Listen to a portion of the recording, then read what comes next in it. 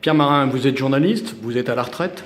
Vous êtes entré dans la CFDT en 1966, vous étiez alors dans la presse catholique pour les enfants, et vous êtes toujours à la CFDT aujourd'hui en 2018. De ce parcours de 52 ans dans la CFDT, qu'est-ce qui vous reste comme moment le plus important ?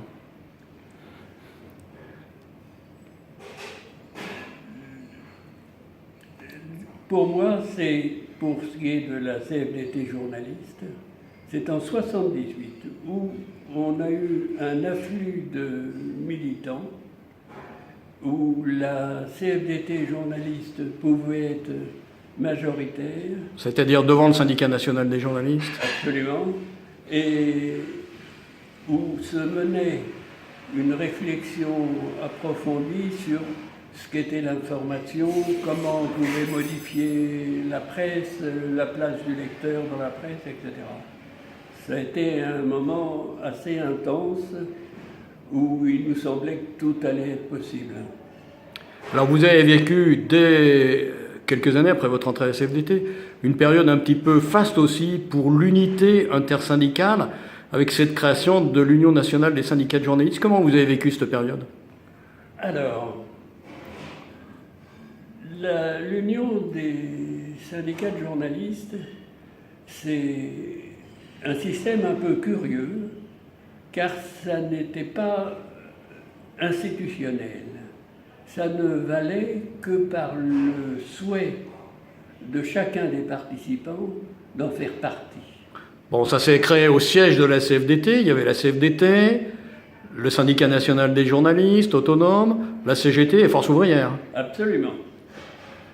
La situation n'était pas toujours simple, parce que le SNJ avait une suite de présidents qui étaient manifestement de bords très différents, et donc on voyait assez mal la ligne. Par ailleurs, FO, qui était mené par un lambertiste célèbre, considérait que la CGT... François Boussel, oui, qui considérait que la CGT était stalinienne et que la CFDT n'était peuplée que de curés. Donc ça ne facilitait pas la tâche. Malgré tout, la volonté de progresser ensemble et d'avoir des actions communes et des revendications communes ont été indispensables pour réviser la convention collective, puisque c'est à ce moment-là qu'on a complètement modifié la convention collective des journalistes.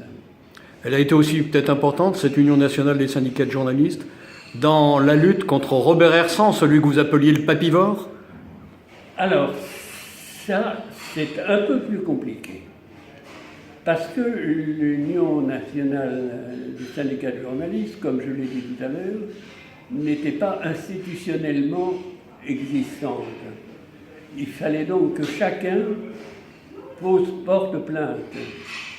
Et donc j'ai eu à porter plainte au nom de la CFDT, et c'est au nom de la CFDT que j'étais entendu à plusieurs reprises par la police, puis par le juge d'instruction qui a arrêté ses travaux une fois que Mitterrand est devenu président. Oui, parce qu'en fait, c'était une bagarre contre la concentration de la presse, dont Hersant était un des vecteurs. Absolument.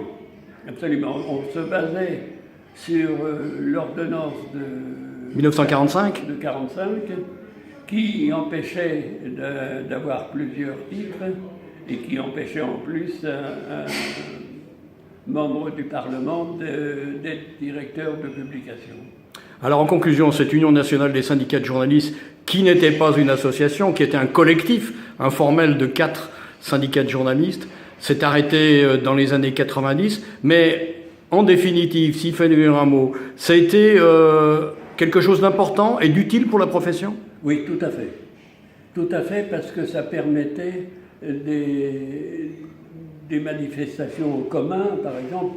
Justement, contre Hersant, on a pu faire un certain nombre de manifestations dans ce que j'appelais tout à l'heure la réflexion commune sur l'état de la presse, ça permettait de faire ça ensemble. Je pense, et puis pour la convention collective quand même, c'était intéressant d'être ensemble, comme pour les revendications régulières, salaire, etc., ou nouvelles techniques, puisque c'est aussi à ce moment-là qu'ont commencé l'informatisation des rédactions. Voilà, les travaux sur les nouvelles techniques.